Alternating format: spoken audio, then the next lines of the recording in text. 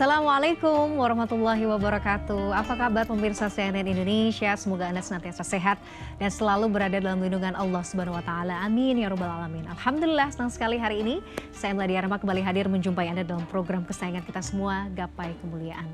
Seperti biasa tidak sendirian, sudah hadir bersama saya di studio ada Ustadz kesayangan kita semua, Ustadz Hilman Fauzias. Apa kabar, A? Assalamualaikum. Alhamdulillah, waalaikumsalam, Mamila. Sehat, A, ya? Sehat. Sehat. Hari ini Ustadz Hilman seperti biasa akan menjawab berbagai macam pertanyaan pemirsa yang sudah disampaikan melalui WhatsApp dalam episode Ustadz Menjawab. Nah, bagi Anda pemirsa yang juga memiliki pertanyaan, Anda bisa mengirimkan pertanyaan Anda baik berupa teks maupun dalam bentuk video melalui nomor WhatsApp yang tertera di layar kaca. Anda juga berkesempatan untuk bertanya langsung pada Ustadz Hilman melalui sambungan Zoom yang nanti teknisnya akan ditentukan oleh tim Gapai Kemuliaan. Baik, Hilman, kita langsung saja ke pertanyaan pertama. Ini dari Ibu Suryati di Tangerang ya, kita bacakan. Ustadz, apabila saya sedang berada dalam keimanan yang lemah atau turun, bahkan kerap berprasangka buruk pada Allah, adakah hal yang bisa mengembalikan keyakinan dan semangat saya dalam beribadah? Apa doa?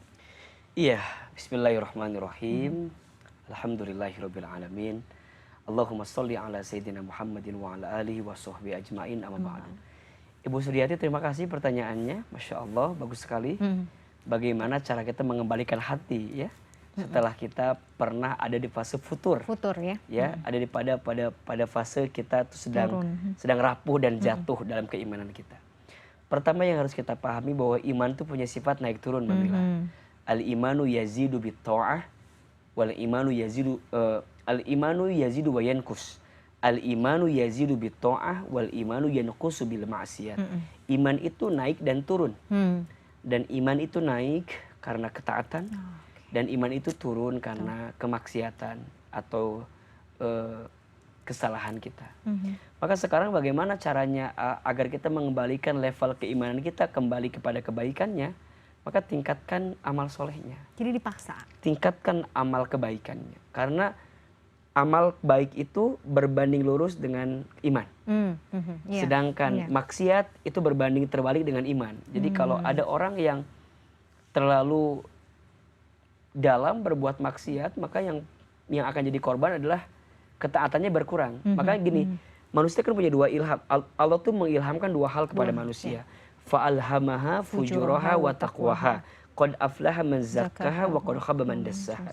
Maka aku ilhamkan kepada manusia satu keadaan fujur dan takwa. Jadi saat dia maksiat, saat dia taat gitu. Nah, kalau kita pengen ngurangin maksiat, maka tingkatkan taatnya. Karena orang yang pada level ketaatan terbaik akan lupa berbuat maksiat. Nah, berarti Ustadz, kenapa ya taat saya kok sekarang agak turun? Berarti lagi dominan yang namanya maksiat. Betul. Berarti caranya adalah maintain ketaatanmu sampai kamu lupa berbuat maksiat. Berarti kalau ada orang yang belok ke maksiat, berarti ada level ketaatan yang sedang berkurang. Walaupun nanti lagi pertanyaan, Ustadz kok ada orang sholat tapi maksiat?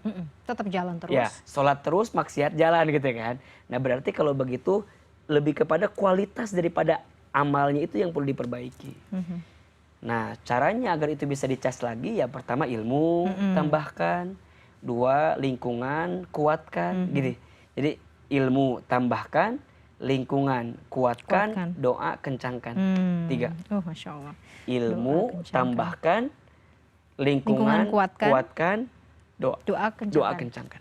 Udah, poinnya itu di situ bisa ya? Mengembalikan kita pada track yang lebih baik. Tapi kadang-kadang iya sih, kadang kita merasa dan itu bisa cepat berubah loh. Bisa cepat berubah. Misalnya karena kesalahan apa yang mungkin sadar atau tidak sadar kita lakukan ya, itu ternyata wah kemarin bisa bangun subuhnya tepat waktu, bahkan mungkin sebelumnya ada sholat sunnah gitu ya.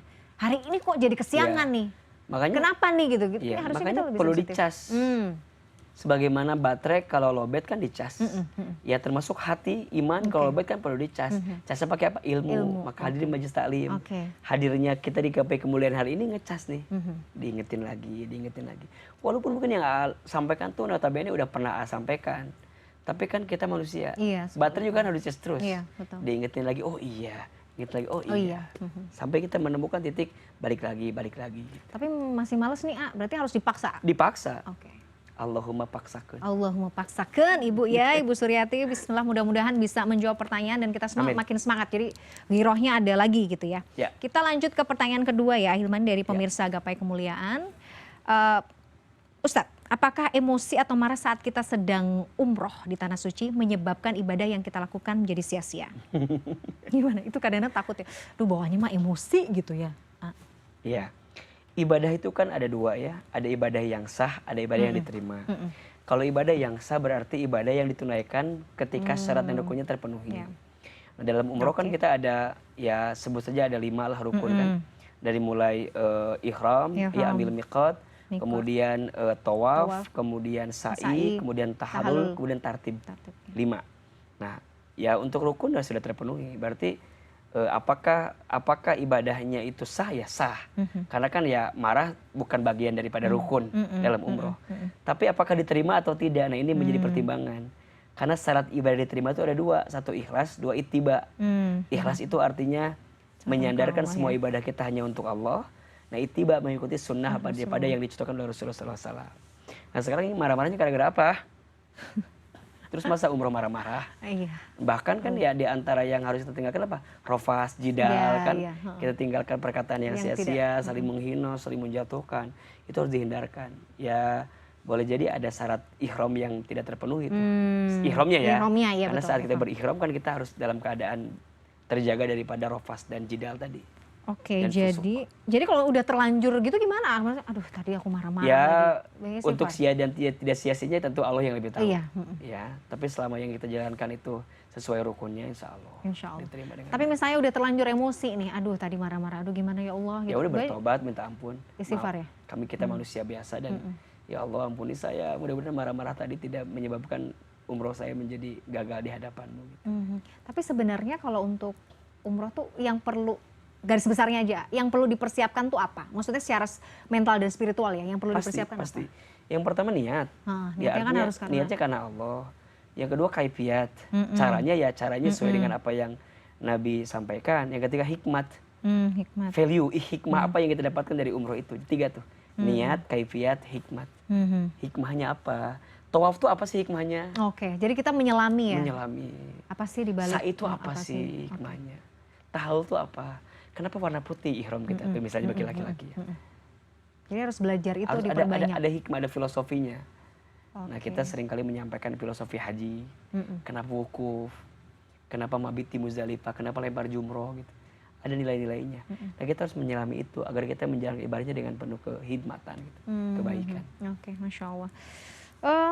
Itu dulu untuk segmen 1, nanti kita akan lanjut ya di segmen berikutnya, masih ada beberapa pertanyaan yang harus jawab. Pemirsa jangan kemana-mana, Gapai Kemuliaan Ustadz Menjawab masih akan balik saat lagi, tetaplah bersama kami.